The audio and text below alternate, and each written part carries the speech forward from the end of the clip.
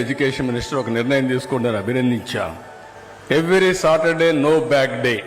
పిల్లలు బ్యాగులు మోసే పని లేదు, ఫ్రీగా స్కూల్కి వెళ్ళొచ్చు, ఆడుకోవచ్చు.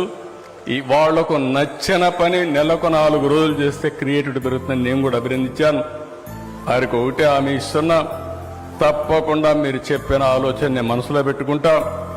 విలువల్ని ఏ విధంగా పెంచాలనో స్టూడెంట్ డేస్ నుంచి పెంచాలి, నేను అది పెంచుతాను. కానీ మీ ప్రవచనాల ద్వారా మళ్ళా విలువలు పెంచే కార్యక్రమానికి శ్రీకారం చుట్టమని వారిని కూడా నేను కోరాను.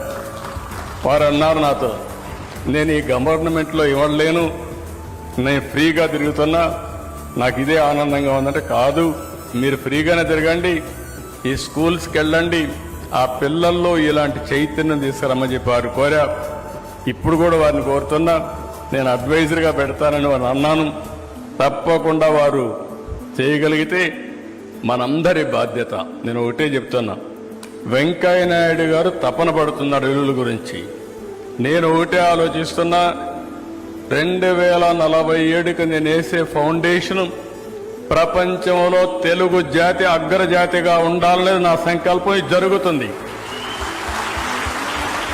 ఈరోజు హైయెస్ట్ పర్ క్యాపిటల్ ఇన్కమ్ ప్రపంచంలో ఎవరైనా సంపాదిస్తున్నారంటే భారతీయులు, అందులో తెలుగువాడు.